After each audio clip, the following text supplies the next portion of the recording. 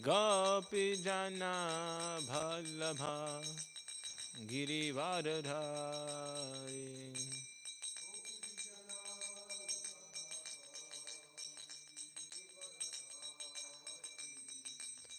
Yashodhanandana Brajajana Ranjana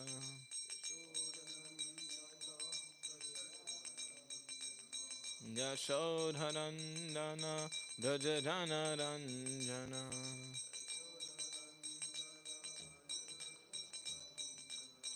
Jamunatira Vanachari Jamunatira Vanachari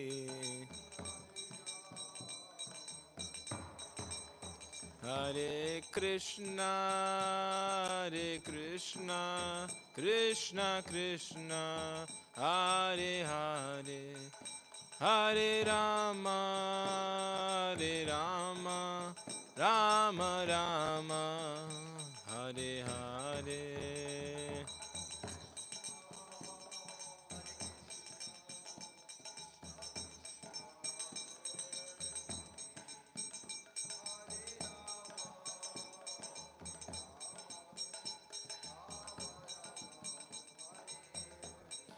Hare Krishna, Krishna Krishna, Hare Hare, Hare Rama, Rama Rama, Hare Hare.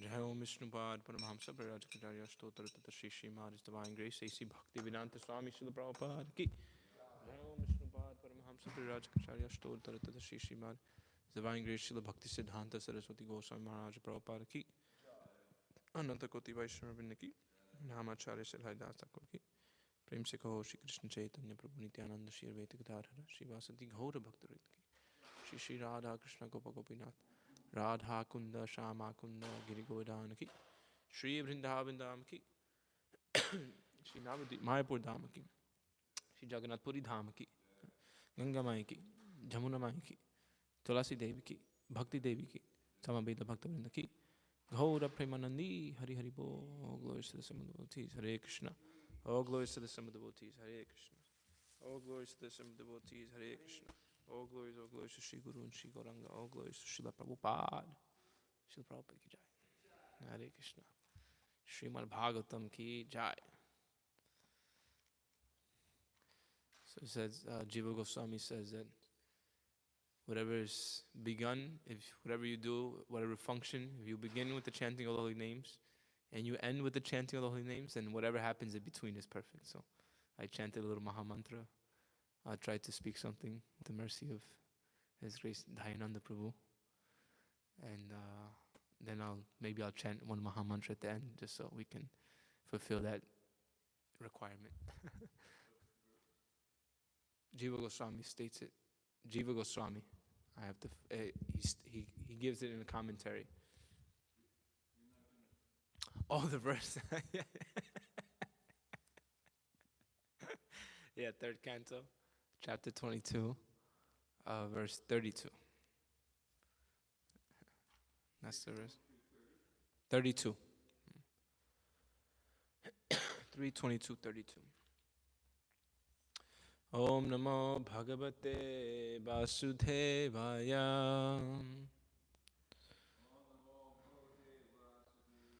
Om Namo Bhagavate Vasudevaya. Om Namo Bhagavate Vasudevaya.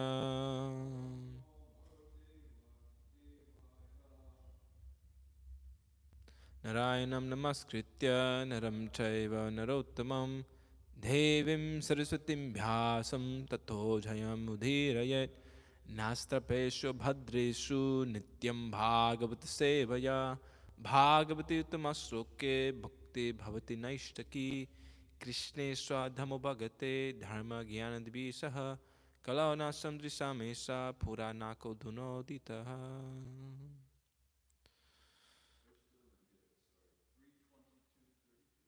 Correct, Prabhu, yes. Barhismatim Nama Vibhor Yam Nirvishya Samavasat Tasyam Pravishto Bhavanam Tapatraya Vishanam Tapatrayam Vinashayam Barhismatim Nama Vibhor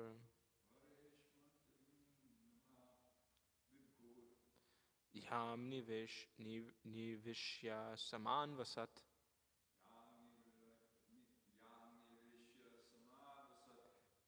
Tashyam Pravishto Bhavanam Tapatraya Vinashanam Bharismatim Nama Vibhur Yam Nivishya Samanvasat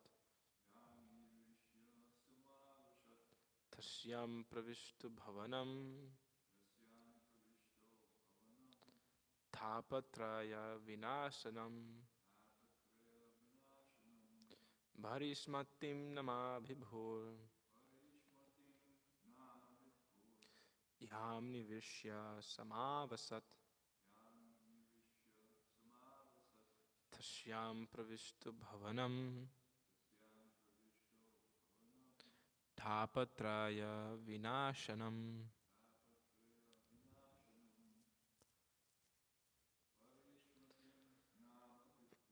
Bharismatim Nama Vibhur Yam Nivishya Samavasat Tasyam Pravishto Bhavanam Tapatrayam Vinashanam. Word for word. Bharismatim, the city of Bharismati. Nama, named.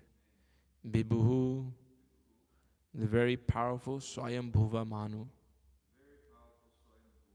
Yam, which.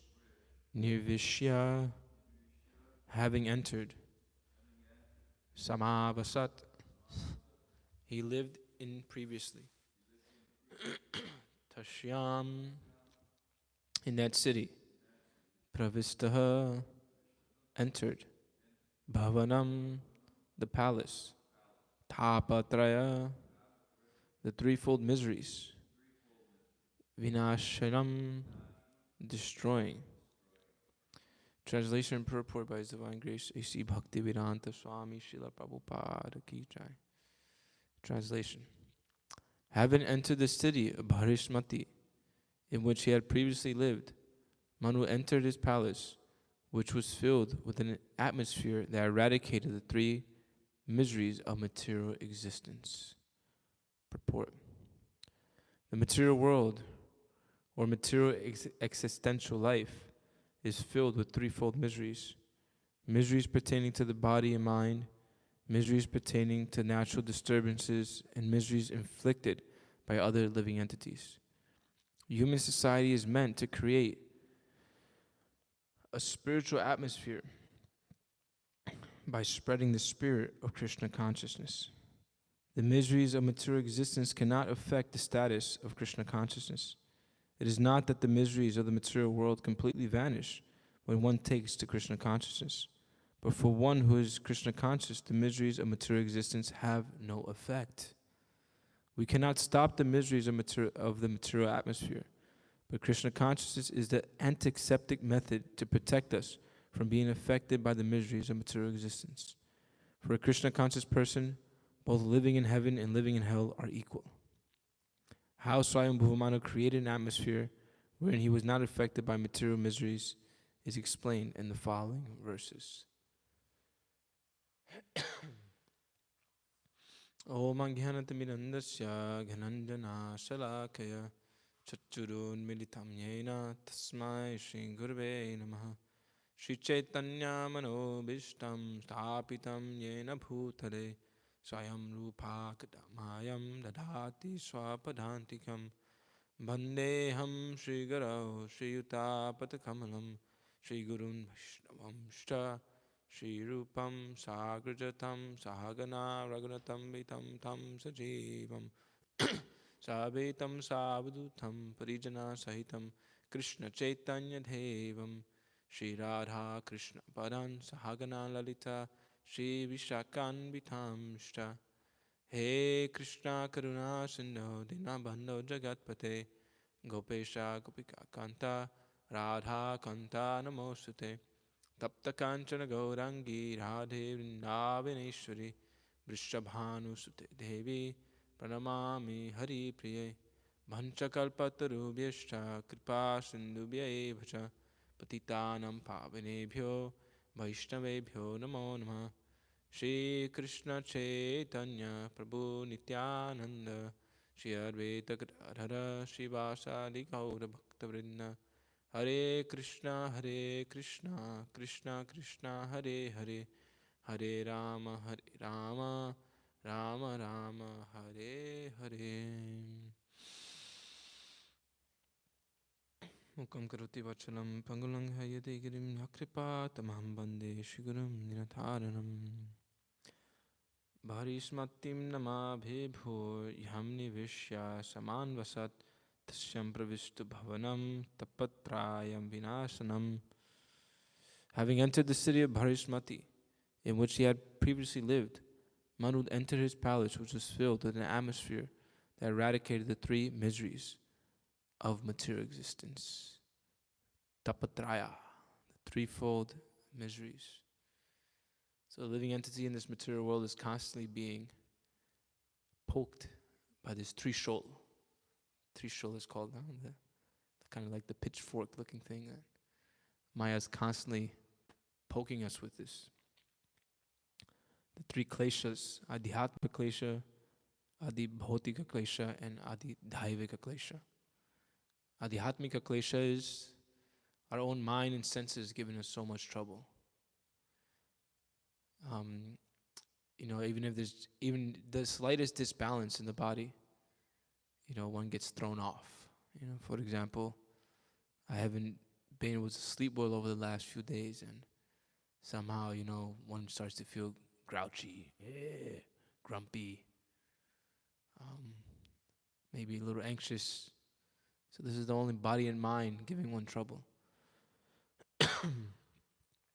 Then there's Adibhautika klesha, which is trouble given by other living entities. So some of the devotees are experiencing now. Some foodstuffs was left in one of the rooms, and now there's ants infiltrating a few of the rooms in the ladies' ashram. And we see how other living entities cause so much distress. I mean, apart from that, we have, in New York City especially, so many rats, homeless people. Yesterday, as we were driving just near the temple, there was one man, I guess another man had looked at his daughter, and he had grabbing the man ready to give him a good old smackdown. Grabbed him by his backpack and Jai Shri Radha Govinda. And he looked like he was getting ready to beat the man. So this is miseries inflicted by other living entities, out of our control. And then Adi Dhaivika Klesha, the miseries that are caused by nature. So now summertime is coming and it'll be hot. And, we'll be looking to turn on the AC because it's so hot. And then soon enough, winter will come again. And it will be so cold, we want to turn on the heat. A few days ago, gas was out. And then, we We can only use cold water to take a bath. So these things are happening out of our control. The gas goes out. There's a storm, heavy rain. We had planned a few months ago, last month or 2 months ago, we had our Times Square Harinam event. And we planned for it for months. We were thinking, yes, it's going to be the day. And then, check the weather, and it was going to be a rain out, a washout. So we had to reschedule. So no matter how much planning we may do, no matter how much, with how much certainty we may be doing some endeavor, ultimately we're at the mercy of Mother Nature. So these three kleshas are constantly poking at us. As Srila Prabhupada rightly points out in this purport, that it's not that the miseries of the material world completely vanish when one takes the Krishna consciousness. So sometimes this is one misconception that one can have when they come to spiritual life, is that everything will be shanti. No disturbance. Nobody will bother me. Everything will just be in complete unison. Wrong. Try again. No, this is the quintessential mentality actually of the devotee. That the devotee understands that the material world is the material world. It's a place of misery. Dukhalayam asasatam. Krishna affirms this in the Bhagavad Gita. It's the place of duk. It's a place of misery. So we can't find sukh in duk. If we want sukh, if we want to be a sukhi nara, a happy human, then we have to look elsewhere for our happiness. Lord Brahma prays in the 10th canto of the Śrimad Bhāgavatam, Tate nukampam shikshamikshamano bhujana eva makritam vipakam eva vaparve bhididhan namaste jivetayo mukti pade sadayabhak. He's praying, Lord Brahma, that these things that are happening to me, whatever is happening to me, I just see it as due to me because of my previous karma. So a devotee has this, you can say, higher vision. There's bird's eye view of why, we may not know exactly why we're undergoing what's happening, but we have an idea. It's because of my karma. It's because of activities I performed in the past. So the devotee lives in the world with this consciousness. And then actually the mentality of the devotee is, whatever comes, actually it's due to me. I deserve it. Actually, I deserve much worse. But Krishna is so kind that he's only giving me just a little bit. And the determination of the devotee is that I will engage in devotional service no matter what. In this verse, particularly Lord Brahma is stating that. I will keep offering you obeisances with my heart and soul. Because the devotee is already liberated. And actually the devotee, as Sridhar Swami points out, they know that the kingdom of God has become their rightful claim. He points out in this verse that, in the commentary to this verse 10:14:8, that just as the son of a wealthy father, all he has to do is stay alive to receive the inheritance. He says, similarly, all we have to do is stay alive in Krishna consciousness, and then we will inherit the kingdom of God because it has become our rightful claim. So it seems a bit, can we go to God and be like, hey, Krishna, I deserve to go to the spiritual world because of this, and this. Yes, he says it's become our rightful claim. Krishna makes his promise actually throughout the Bhagavad Gita many times. Manmana bhavavam bhakto majaji manamaskuru mame vasyashi yuktayam atmanama parayanaha. Worship me, offer your homage unto me, offer your obeisances unto me, think of me, and surely you will come to me. Again, he mentions in the 18th chapter and also in the 9th chapter, in different places, Krishna mentions this. Janma karma chamedivam evam yoviti tattva taktam deha punajanam naiti mameti sarjuna. Again, he's explaining. By understanding me in truth, one never takes birth again in this material world, but comes to my abode, O Arjuna. So Krishna is making this promise. So yes, we can take confidence in Krishna's words.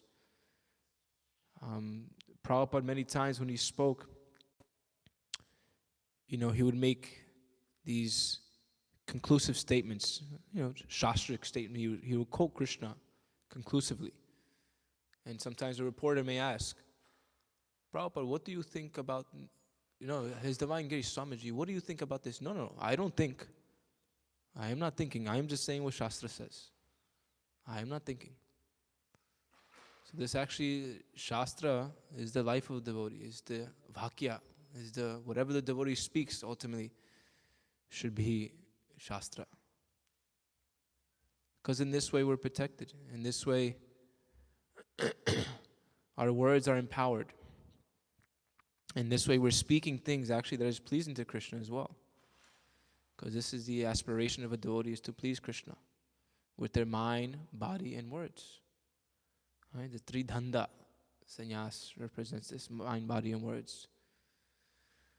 But of course, in this, every devotee, not only the sannyasi, actually every single devotee should be mind, body, and words surrendered to Krishna. Of course, the sannyasi has a special position in society and that is recognized and honored and respected. But that does not mean that because I'm not a sannyasi, therefore I don't have to surrender. No, everyone has to surrender. Sarva dharma parityajya, mam ekam sharanam raja, aham tam sarva pabebhyo mokshayishami masucha. Arjuna wasn't a sannyasi, so why is Krishna telling him to do it? So therefore everyone, this instruction is meant for every single living entity. And in this way, that when one is taking Krishna's instructions to heart, then actually one becomes peaceful. Bhoktaram yagya tapasam sarva loka maheshwaram suridham sarva bhutanam gyantam mam santiricchati. Our Tulsi Prabhu will do a online seminar. Krishna is the friend of the devotees.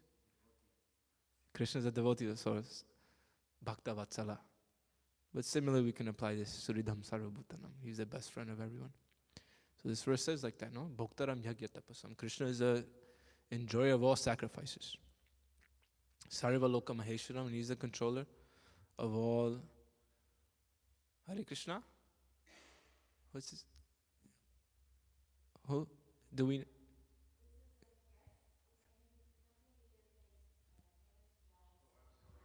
You're a famous jazz musician. Wow.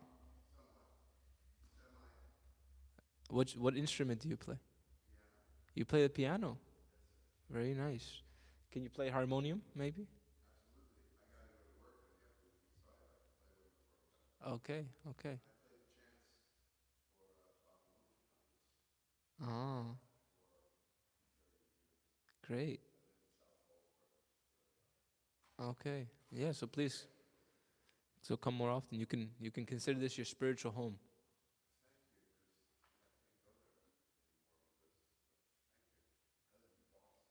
Oh, you live in Boston, so you're just passing by. And your name? Kenny Werner. All right.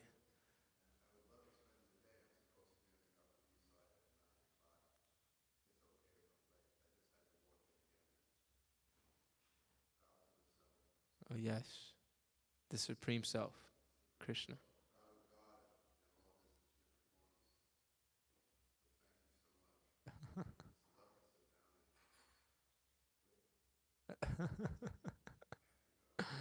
Yeah.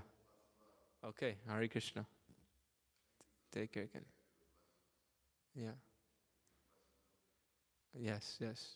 That is called the Chanamrita. Chanamrita. So this is used to bathe the deity of Krishna.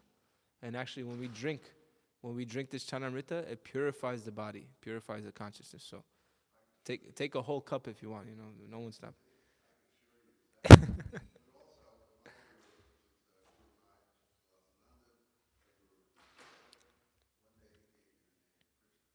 He gave you the name Krishna. All right. So you must be Krishna Das then.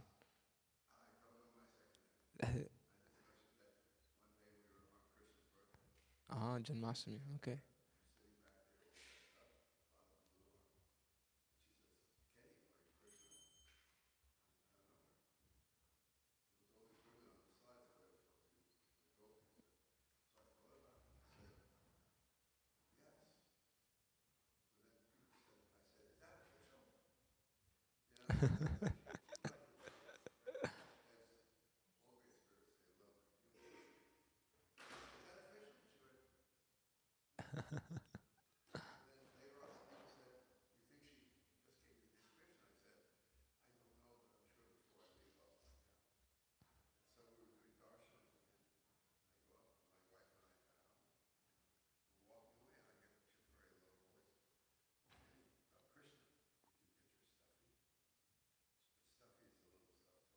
Uh, yeah. Okay, okay. So yeah, so you can take some chanamrita and we'll pray for you. Thank you. Thank you, Kenny. No, no. Okay. Hare Krishna. Yeah. Okay.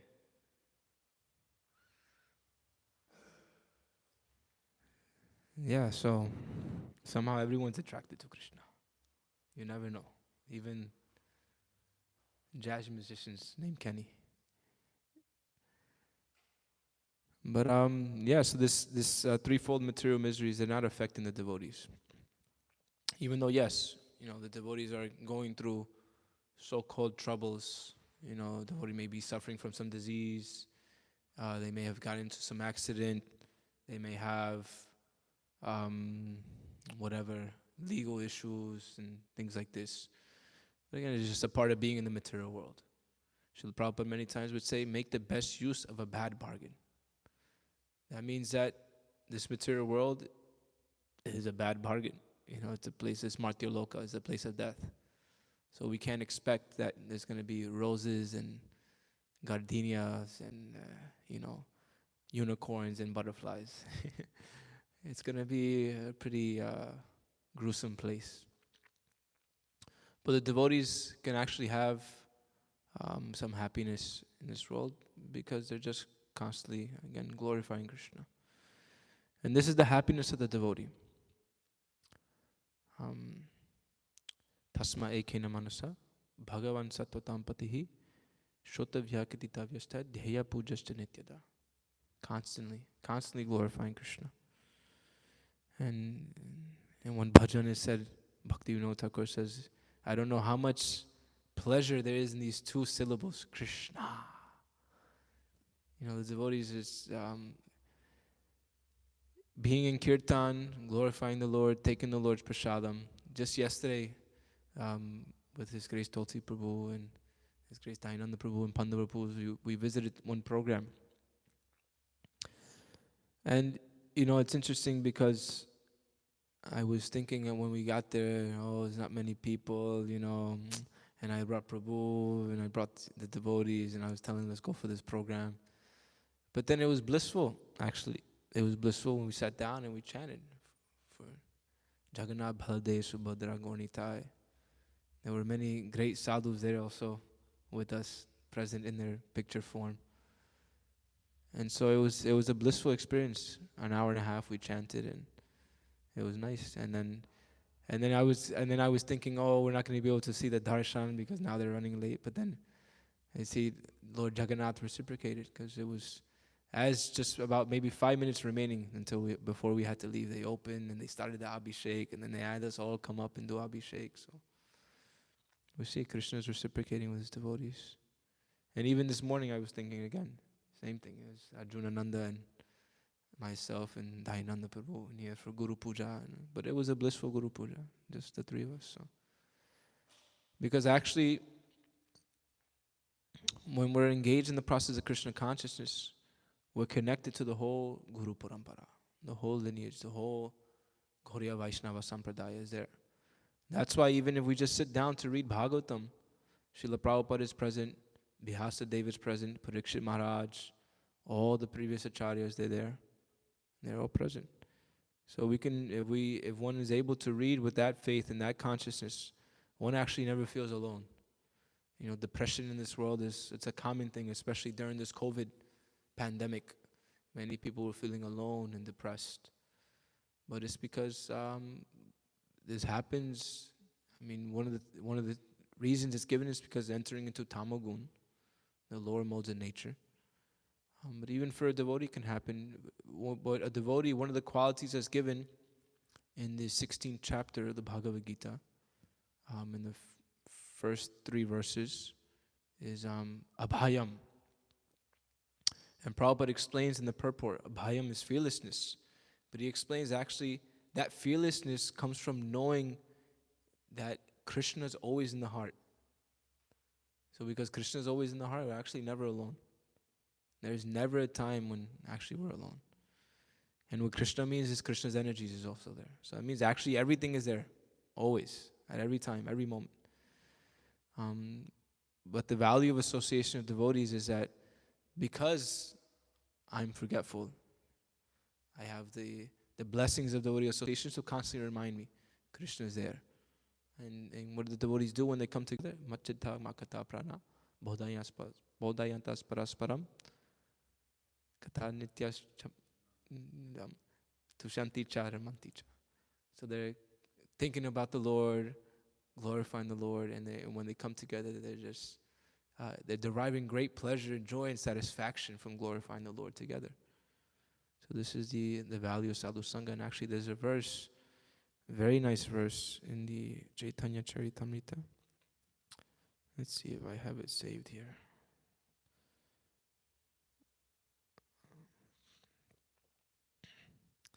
The importance of sadhu sangha. And this actually, His Holiness Gaur Govinda Maharaj would quote this verse a lot.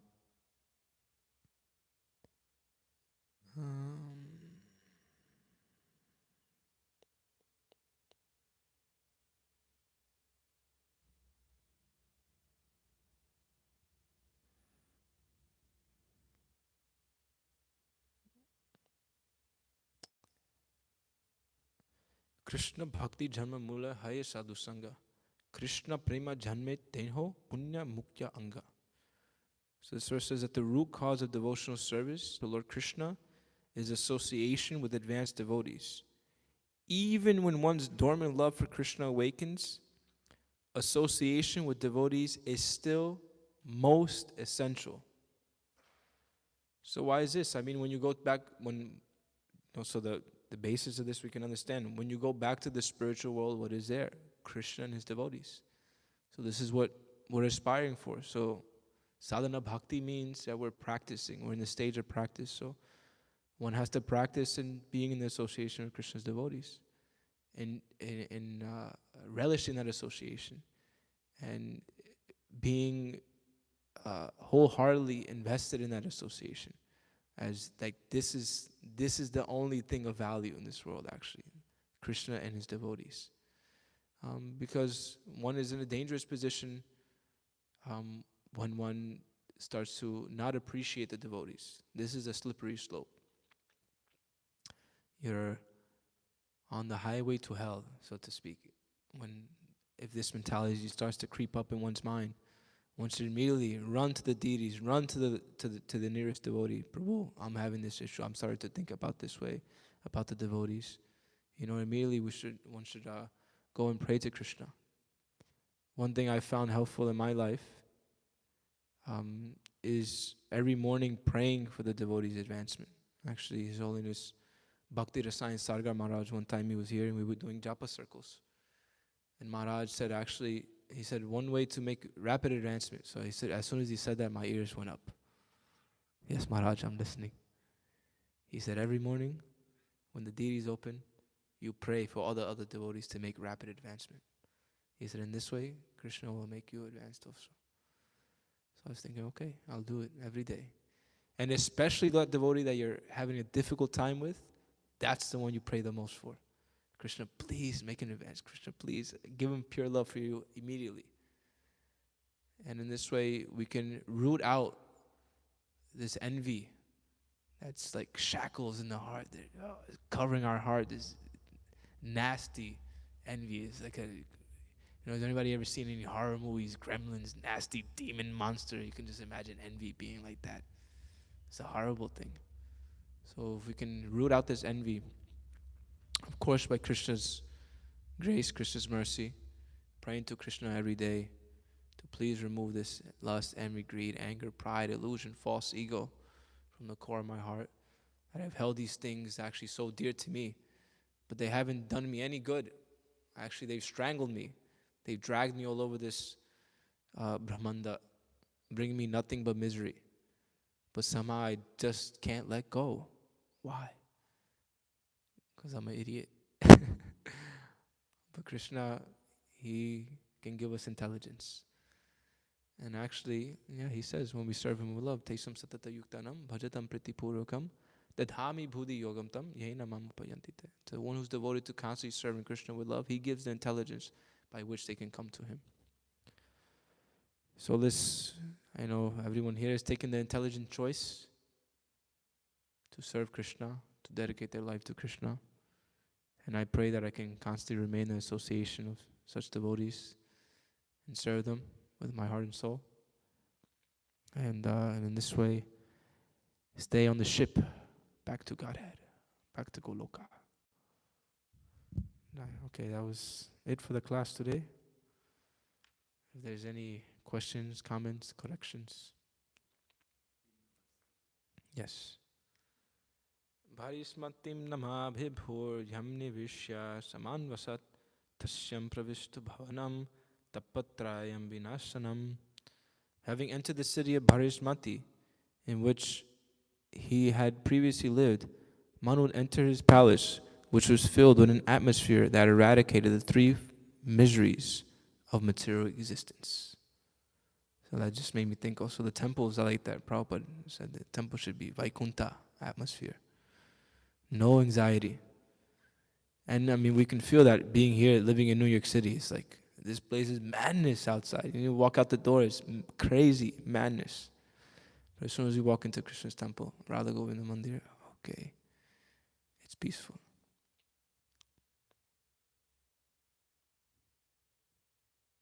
Dainanda Prabhu, any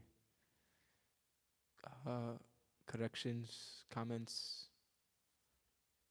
any further enlightenment you can give us?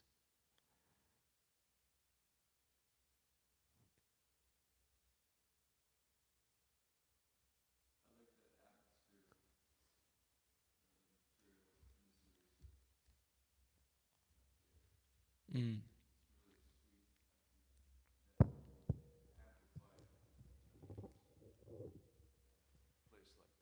Mm.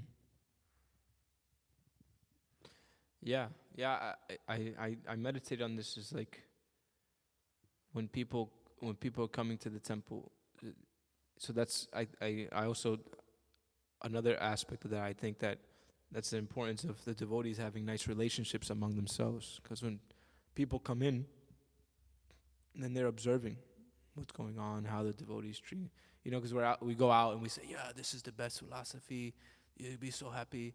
But then they come to the temple and devotees are quarreling, and they're talking, they giving each other nasty looks or talking. So then people pick up on it and say, these guys are just hypocrites. So yeah, actually creating an atmosphere of Vaikuntha where people come in and be like, wow, this is like far out. This is like not in this world. I feel like I'm in a different universe. Yeah.